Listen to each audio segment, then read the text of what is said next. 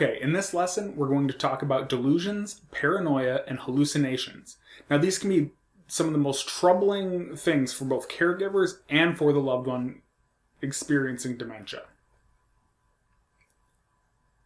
Before we get started, though, we want to lay out some definitions. Now, delusions are simply just false beliefs. They're unrealistic, and in our situation here, they're usually accusatory. And they tie in with the paranoia and suspicion, where it's a delusion that your loved one might have that you or someone, I know Kim shared an example where her mom thought that she was stealing from her or plotting against them. Sometimes there are little aspects of truth or reality mixed in, but usually they're pretty fabricated. And hallucinations are false sensory experiences. They can involve any of the five senses. More common ones are audio and visual hallucinations, but then there's also other ones like somebody could feel a sensation that they were being touched, or somebody might think that they smell smoke. And the thing to remember with hallucinations, though, is I'm sure you've used the phrase, "I'll believe it when I see it." When somebody is hallucinating, it is just as real of an experience as if they had seen, heard, or smelled whatever is actually happening. Now, hallucinations aren't terribly prevalent in Alzheimer's disease. Scanning over the literature, it seems like about maybe a third of cases, and often they are somewhat innocuous hallucinations, or they can be kind of explained by something else. But particularly with Lewy body and some of the other forms of dementia, hallucinations are very common. And, not all hallucinations are bad. I've experienced countless times where a resident that I was caring for talked about seeing little girls or a puppy.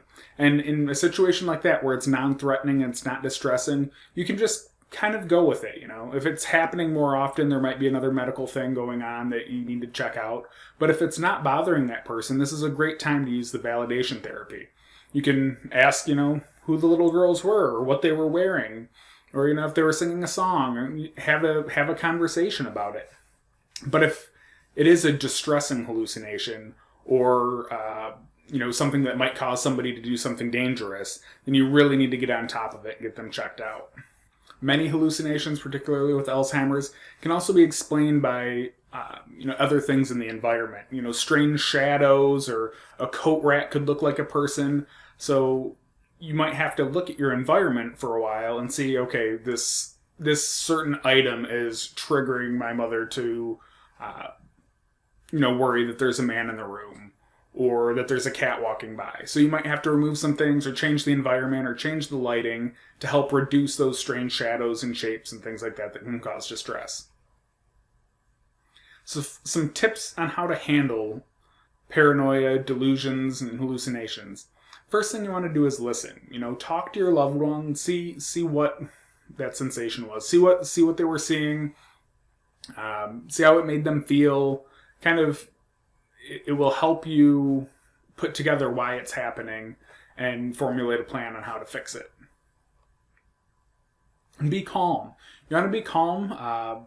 We've talked quite a few times about our loved ones looking to us for clues on how to feel in a certain situation. So if you're calm and receptive and understanding, then that will be calming for them. Like I said with hallucinations, you want to identify triggers. Anything that might cast a strange shadow or look out of place or things like that. You can intervene and stop them before they happen. You also want to investigate. First, because it might not be a hallucination. There might be a man outside the window or something like that. But it also shows your loved one that you find their experience valid and that you're showing concern and showing that you want to help. There's a show on Discovery Channel years ago where there was a man in, I think it was Harlem, and he had a pet tiger in his apartment. And there was a senior living facility across the street from him.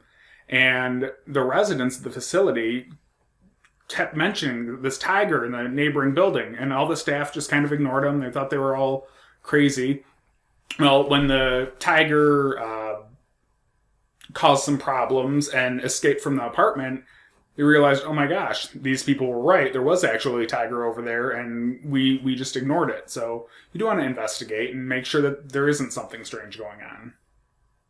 They'll also want to get hearing and vision checked out. Get to the doctor, the audiologist, the optometrist, and make sure the glasses are up to spec. Make sure there's not a problem with the hearing aids. I've seen a couple times now where somebody had hearing aids and nobody ever really looked at them or tested them.